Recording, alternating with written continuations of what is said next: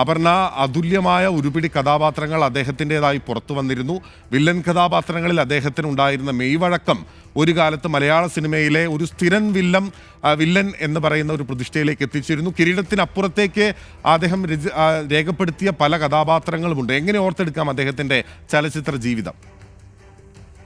ശരിയാണ് ബെനിൽ സൂചിപ്പിച്ചതുപോലെ തന്നെ കീരിക്കാടൻ ജോസ് എന്നുള്ളൊരു പേര് ഒരുപക്ഷെ മലയാള സിനിമയിൽ യഥാർത്ഥ പേര് മറച്ചുകൊണ്ട് വരുന്ന ചില അപൂർവം സന്ദർഭങ്ങളിൽ വരുന്ന പട്ടികയിൽ വരുന്ന ഒരാളാണ് കീരിക്കാടൻ ജോസ് എന്ന് പറയുന്നത്. അദ്ദേഹത്തിൻ്റെ യഥാർത്ഥ പേര് മോഹൻരാജ് ആണ് എന്നുള്ളത് പലപ്പോഴും വിസ്മരിച്ചു പോകുന്നു എന്ന് അദ്ദേഹം തന്നെ പല അഭിമുഖങ്ങളിലും പറഞ്ഞിട്ടുണ്ട്. കാരണം കീരിക്കാടൻ ജോസ് മോഹൻലാലിൻ്റെ എവർഗ്രീൻ ഹിറ്റ് സിനിമ എന്ന് പറയാവുന്ന കിരീടത്തിലെ ആ ഒരു കഥാപാത്രം 1989 നേരത്തെ പേരിൽ സൂചിപ്പിച്ചതുപോലെ ആ ചിത്രം പുറത്തിറങ്ങിയത്.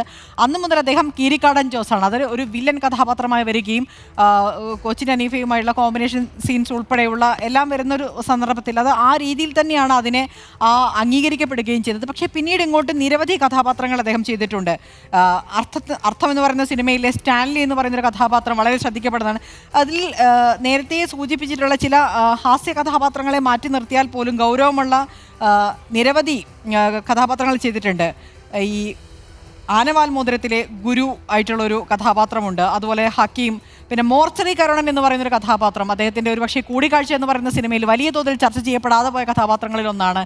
അത്തരത്തിൽ നിരവധി കഥാപാത്രങ്ങൾ ചെയ്തിട്ടുണ്ട്. അതിൽ ഏറ്റവും പ്രധാനപ്പെട്ടത് ആമിന ടൈലേഴ്സിലെ മലപ്പുറം മൊയ്തീൻ എന്ന് പറയുന്ന ഇതെല്ലാം ഒരു ഹാസ്യത്തിൻ്റെ മേമ്പൊടിയോടുകൂടി മോഹൻരാജ് അവതരിപ്പിച്ച കഥാപാത്രങ്ങളായിരുന്നു. പക്ഷേ ഇതിനെല്ലാം തന്നെ ഫ്രെയിം ചെയ്ത് വെച്ചിരിക്കുന്നത് എപ്പോഴും കീരിക്കാടൻ ജോസ് എന്ന് പറയുന്ന ഒരു കഥാപാത്രത്തിൻ്റെ അല്ലെങ്കിൽ അതിൻ്റെ ചട്ടക്കൂടുകൾക്ക് അകത്തു നിന്നുകൊണ്ടാണ്. അദ്ദേഹത്തിൻ്റെ ഒരു ശരീരഭാഷയും അദ്ദേഹത്തിൻ്റെ ശബ്ദഗാംഭീര്യവും എല്ലാം തന്നെ ഒരു വില്ലൻ കഥാപാത്രത്തിനോട് ചേർന്ന് നിൽക്കുന്ന തരത്തിലേക്ക് ഈ കാര്യങ്ങൾ കൊണ്ടെത്തിക്കുകയായിരുന്നു എന്ന് വേണമെങ്കിൽ പറയാം. മോഹൻലാലുമായി രണ്ട് തരത്തിലുള്ള, അതായത് മോഹൻലാലിൻ്റെ എതിരാളിയായി വരുന്ന വില്ലനായി വരുന്ന വേഷങ്ങളും നിരവധി ചെയ്തിട്ടുണ്ട്. അതുപോലെ തന്നെ ഹാസ്യം, ഇപ്പം നേരത്തെ പറഞ്ഞു ഹലോ പോലുള്ള സിനിമകളിലെല്ലാം തന്നെ ഹാസ്യ രംഗങ്ങൾ ഉൾപ്പെടെ ചെയ്തു.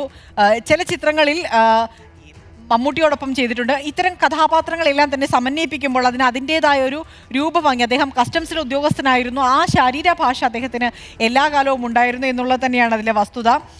മലയാളത്തിന് പുറത്ത് തമിഴിലും തെലുങ്കിലും എല്ലാം തന്നെ നിരവധി കഥാപാത്രങ്ങൾ അവതരിപ്പിച്ചിട്ടുണ്ട്. ഫിലിമോഗ്രാഫി നോക്കുകയാണെങ്കിൽ ഒരുപക്ഷെ നമുക്ക് കൃത്യമായി മനസ്സിലാകാം മറ്റ് പല ഭാഷകളിലും അദ്ദേഹം കൃത്യമായി അഭിനയിക്കുന്നുണ്ടെങ്കിൽ പോലും അവിടെ പോലും അദ്ദേഹത്തിൻ്റെ ഫിലിമോഗ്രാഫി അടയാളപ്പെടുത്തി വെച്ചിരിക്കുന്നത് കീരിക്കാടൻ ജോസ്, അതായത് കിരീടത്തിലെ ആ ചിത്രത്തിൻ്റെ പേരിൽ തന്നെയാണ് എന്നുള്ളതാണ് അതിൽ ശ്രദ്ധിക്കപ്പെടേണ്ട ഒരു കാര്യം.